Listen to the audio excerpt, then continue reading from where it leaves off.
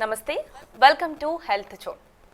So ప్రస్తుతం మనందరికీ కావాల్సింది ఆరోగ్యమే మహాభాగ్యం. ప్రస్తుతం మనం చూస్తే కరోనా కేసులు విపరీతంగా పెరుగుతున్నాయి. అందరూ కూడా చాలా భయపడుతున్నారు. అంతేకాదు రెయినీ సీజన్ కూడా రాబోతుంది కాబట్టి ఇంకా మనం చాలా జాగ్రత్తగా ఉండాలి. జాగ్రత్తగా ఉండాలంటే మన ఇమ్యూన్ సిస్టమ్ని స్ట్రాంగ్ చేసుకోవాలి. ఇమ్యూన్ సిస్టమ్ స్ట్రాంగ్గా ఉండాలంటే మనం మంచి న్యూట్రిషన్ ఫుడ్ తీసుకోవాలి. మరి ఎలాంటి న్యూట్రిషన్ ఫుడ్ తీసుకోవాలి, ఎలాంటి జాగ్రత్తలు తీసుకోవాలి, ఇలాంటి విషయాలన్నీ కూడా మనకు తెలియజేయడానికి మనతో పాటు ప్రముఖ న్యూట్రిషనిస్ట్ డాక్టర్ లహరి గారు ఉన్నారు. వారితో మాట్లాడదాం. నమస్తే మేడం. నమస్తే అండి. మనం ముందుగా చెప్పండి, అంటే మనం ఎలాంటి న్యూట్రిషన్ ఫుడ్ని డైలీ అలవాటు చేసుకోవాలి? ఖచ్చితంగా మన ఫుడ్లో ఎలాంటి న్యూట్రిషన్ ఫుడ్ ఉండాలి?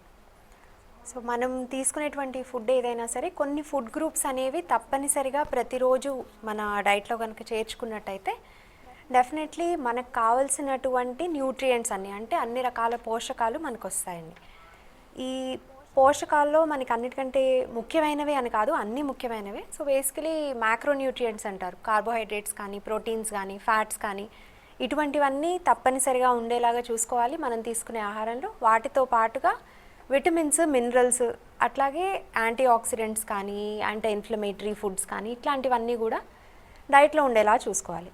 అయితే మనం జనరల్గా ఏదైనా ఫుడ్ చూసినట్టయితే దాంట్లో ప్రోటీన్ ఉందా, ఫ్యాట్ ఉందా, కార్బోహైడ్రేట్ ఉందా, విటమిన్స్ ఉన్నాయా, ఇవన్నీ మనకి అందరికీ తెలిసేటువంటి అవకాశం లేదు. దాని గురించి కొంత అవగాహన ఉన్నప్పుడు, దాని గురించి తెలుసుకున్నప్పుడు మనం ఏదైనా ఒక ఫుడ్ చూస్తే దాన్ని ఐడెంటిఫై చేస్తాం. ఓకే, దీంట్లో ప్రోటీన్ ఉంది, లేకపోతే దీంట్లో కార్బోహైడ్రేట్స్ ఉంటాయి, అట్లాంటిది. అలా కానప్పుడు కూడా మనకు అవసరమయ్యేటువంటి పోషకాలన్నీ ఎటువంటి ఆహారం నుంచి వస్తాయి అంటే మనం అన్ని రకాల ఫుడ్ గ్రూప్స్ తెలిసినటువంటి ఆహారాలు తీసుకోవాలన్నమాట. సో ఈ ఫుడ్ గ్రూప్స్ కిందకి ఏ కేటగిరీస్ వస్తాయంటే గ్రెయిన్స్, అంటే అన్ని రకాల ధాన్యాలు. ఈ ధాన్యాల్లో రైస్ ఉంటుంది, గోధుమలు ఉంటాయి, రకరకాల చిరుధాన్యాలు అంటే మిల్లెట్స్ ఉంటాయి, బార్లీ ఉంటాయి, ఈవెన్ కార్న్ కూడా మనకి ధాన్యం కిందకే వస్తుంది. సో ఇవన్నీ తప్పనిసరిగా ప్రతిరోజు వీటిలో కనీసం 1-2 రకాలైన ఏదో ఒక మీల్లో, అంటే రోజు మొత్తంలో తీసుకునే ఆహారంలో 1 సారో 2 సార్లు 3 సార్లు ఇది తీసుకోవాల్సి ఉంటుంది. అలాగే పప్పు ధాన్యాలు కూడా ఏదో ఒక రూపంలో, పప్పు ధాన్యాలు అండ్ రకరకాల గింజలు ఉంటాయన్నమాట. పప్పు ధాన్యాల్లో మనకి కందిపప్పు, శనగపప్పు, మినప్పప్పు, పెసరపప్పు, ఇట్లా రకరకాలు ఉంటాయి. వాటితో పాటుగా రకరకాల గింజలు లైక్ శనగలు కానీ, అలసందలు కానీ, సోయాబీన్స్, రాజ్మా, ఉలువలు, ఇట్లాంటివి కూడా ఎంతో కొంత ఈవెన్ స్ప్రౌట్స్ లాగా కానీ, బాయిల్ చేసి గుగ్గిళ్ళలాగా కానీ, ఇలా ఏదో ఒక రూపంలో ప్రతిరోజు కనీసం 1-2 సార్లైనా తీసుకోవటము. నెక్స్ట్ వచ్చేసి నట్స్ అండ్ సీడ్స్, అంటే ఆల్మండ్స్ లైక్ బాదం, అక్రోట్, పల్లీలు, ఇట్లాంటి రకరకాల నట్స్ అండ్ సీడ్స్లో కూడా మనకి పంప్కిన్ సీడ్స్ అంటే గుమ్మడి గింజలు, సన్ఫ్లవర్ సీడ్స్, ఈవెన్ నువ్వులు, అవిసె గింజలు, ఇట్లాంటివి కూడా ఏదో ఒక ఫామ్లో అంటే పౌడర్ చేసి కూరల్లో వేసుకోవడం కానీ, కొంత నానబెట్టి తీసుకోవడం కానీ, ప్రతిరోజు కొంచెం ఒక గుప్పెడు నట్స్ అండ్ సీడ్స్ ఇంక్లూడ్ చేసుకోవటము. అండ్ నెక్స్ట్ పాల పదార్థాలు అంటే పాలు కానీ, పెరుగు కానీ, మజ్జిగ కానీ, కొంత లిమిటెడ్ పోర్షన్స్లో అలవాటు ఉన్న వాళ్ళైతే పనీర్ కానీ, అట్లాగే కొంత లో ఫ్యాట్ చీజ్ కానీ, ఇట్లాంటివి కూడా ఇంక్లూడ్ చేసుకోవచ్చు.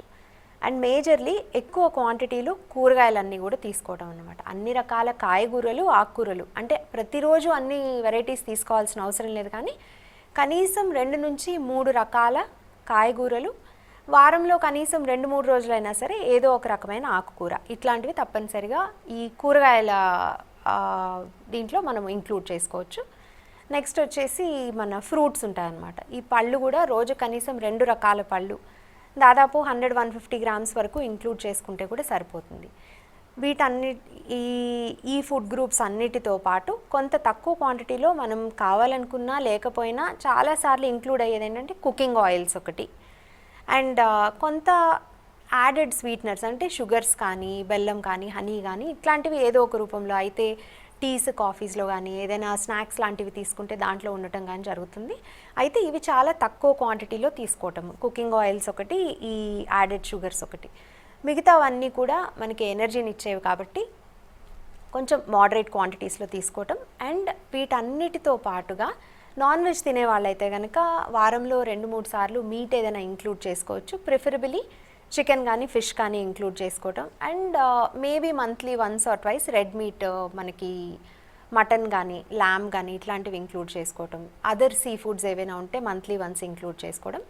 ఎగ్ వరకు తినే వాళ్ళైతే కనుక వారంలో కనీసం 3 to 4 డేస్ ఎగ్స్ ఇంక్లూడ్ చేసుకోవడం. సో ఇవన్నీ ఇంక్లూడ్ చేస్తే ఏమవుతుందంటే ఇప్పుడు చెప్పినటువంటి ఫుడ్ గ్రూప్స్ అన్నీ ముందు అనుకున్నటువంటి carbohydrates, proteins, fats, vitamins, minerals, కొంత అమౌంట్ ఆఫ్ వాటర్ కూడా, ఫుడ్ నుంచి కూడా మనకి వాటర్ వస్తుంది కదండి. సో కొంత amount of water, antioxidants, anti inflammatory compounds ఇవన్నీ కూడా వస్తాయి. ప్లస్ ఇవన్నీ మనం వండుకునేందుకు యూజ్ చేసేటువంటి స్పైసెస్ ఉంటాయి కదా, దాని నుంచి కూడా కొంత మనకి యాంటీ ఆక్సిడెంట్స్ అనేవి వస్తాయి. సో బేసికలీ ఈ ఫుడ్ గ్రూప్స్ అన్నీ కవర్ చేసుకుంటే మనకి డెఫిషియన్సీస్ రాకుండా ఉంటే జనరలీ ఇమ్యూనిటీ అనేది స్ట్రాంగ్గా ఉంటుంది.